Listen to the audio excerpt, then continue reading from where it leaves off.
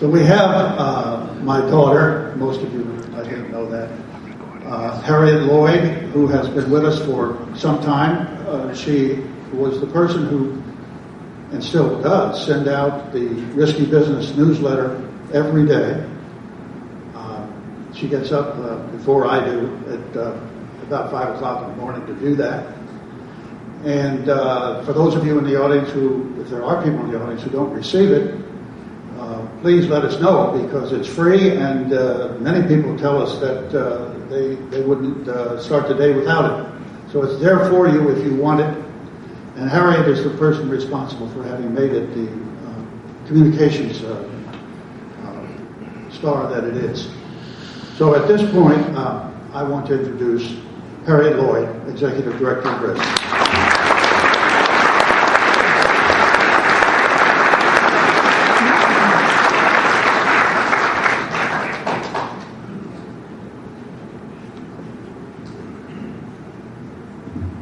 Good morning.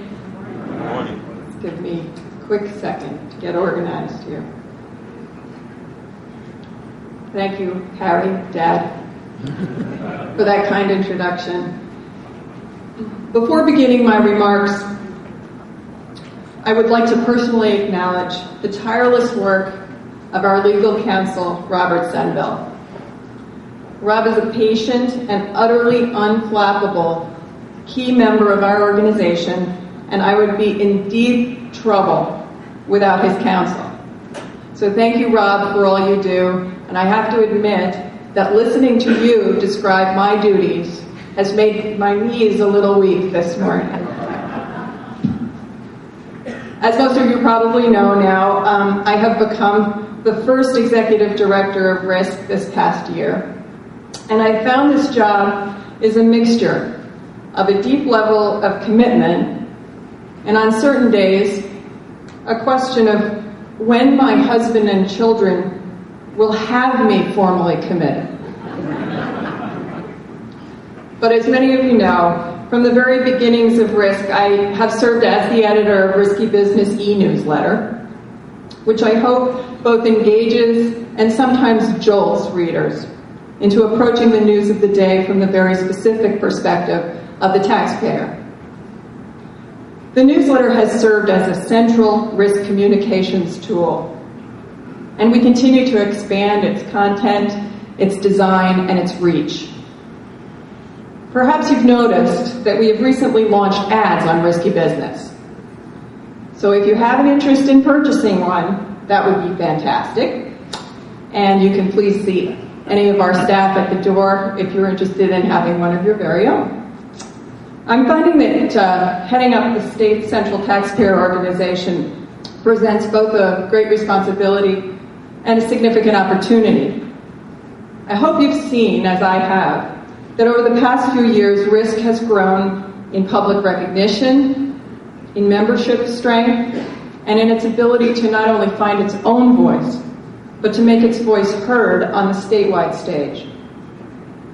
Let me just note very briefly the extraordinary events of the past week, where we've seen for the first time the federal bankruptcy filing of a Rhode Island municipality.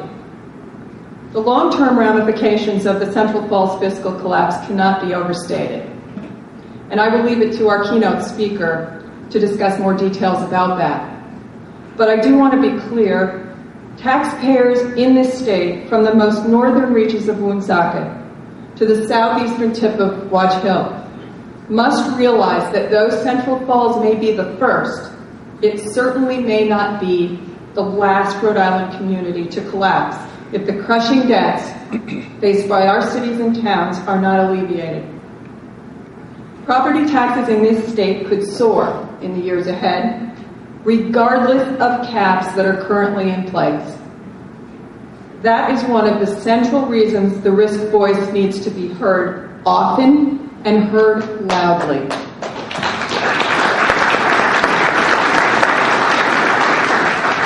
Over the past year, one arena where we have certainly made our voice heard has been the state legislature. We began the year taking on the antiquated and non-transparent vote reporting process of the General Assembly. we had spent about a year prior to that communicating with, nudging, complaining, urging, and just plain needling the office of Speaker Fox to address the outdated, cumbersome vote posting system. Finally, at the opening of the 2011 legislative session, a real-time electronic vote reporting system was launched that now enables RISC legislative tracking tool to bring critical data to Rhode Islanders who will never again be left in the dark about the votes cast by their elected representatives. RISC was recognized for this effort last spring by the Washington, D.C.-based American Association of Newspaper Editors when they bestowed second-place honors on us in their National Sunshine Awards contest. On behalf of you and all Rhode Island citizens, we accepted that honor very proudly. We have publicly recognized the effort made by Speaker Fox in doing what needed to be done to transform the vote reporting system, and I would just like to acknowledge his efforts once again. Though he could not be with us this morning, Speaker Fox has kept an open door and heard the concerns of RISC and taxpayers over the past year. We are grateful to him for that.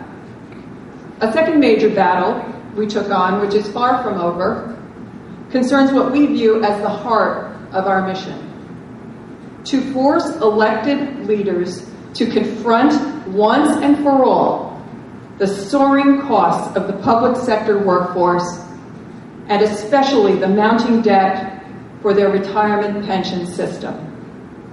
We see true and comprehensive pension reform as the very top public policy challenge in Rhode Island today. We're proud to be the go-to organization that tries to sort through the many layers of information on proposed pension changes as we monitor news coverage, legislation, and more recently, the statewide pension reform advisory panel headed by General Treasurer Raimondo. A third major issue we took head-on in the closing days of the 2011 legislative session was one that was very familiar to us. It was the 11th hour full frontal assault by the unions to get binding arbitration extended to teachers. It took nothing less than a full-throttle online letter writing and email campaign to notify senators and House reps that we would hold them accountable if binding arbitration were passed. As you recall, it passed in the Senate, but it was stopped before getting to the floor of the House. Once again, Speaker Fox listened to the protests of the taxpayers and held that legislation back. On your tables this morning, and by the entrance, you will find copies of the petition we have launched to stop binding arbitration, in whatever form and by whatever name it next appears. We urge those of you who have not yet signed it to please do so today, so that we can include your names on the growing list that we are building.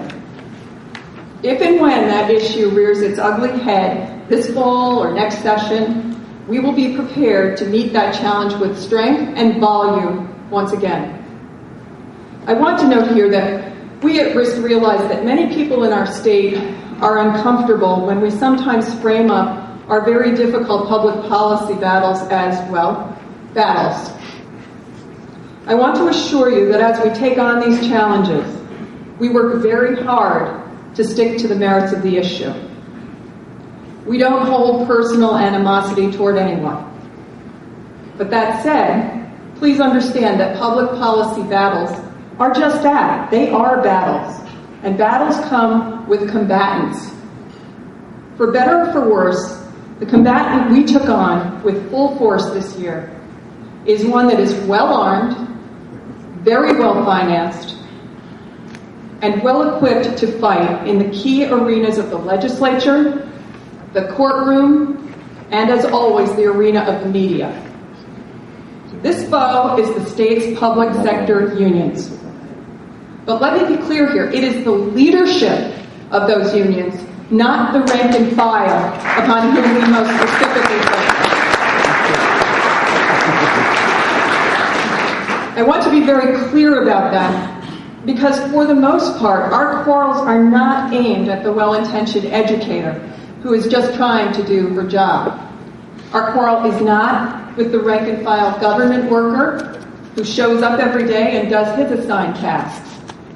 Our fight is with the leadership and its iron-fisted hold over union members, and most importantly, the destructive and misguided contract demands and policies that they have forced onto the cities and towns and state governments who employ them.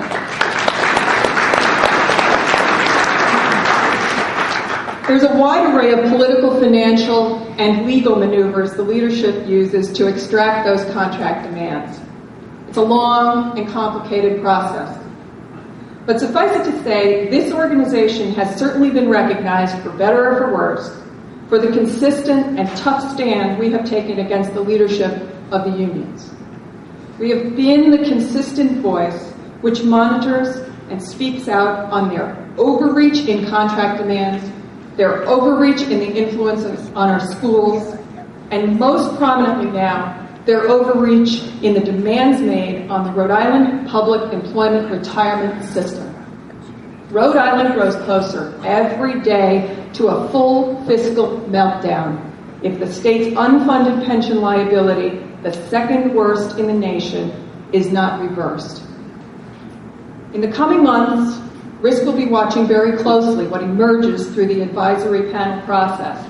And most importantly, we will watch the reforms that panel proposes to a special session of the General Assembly this fall. It's on your behalf that we will be watching. We will be writing about it in Risky Business and elsewhere. We will be speaking out on it through the media and on our Facebook page and anywhere else we can find. Hopefully, this has given you a good snapshot of the work RISC does and the substantial challenges that lie ahead of us.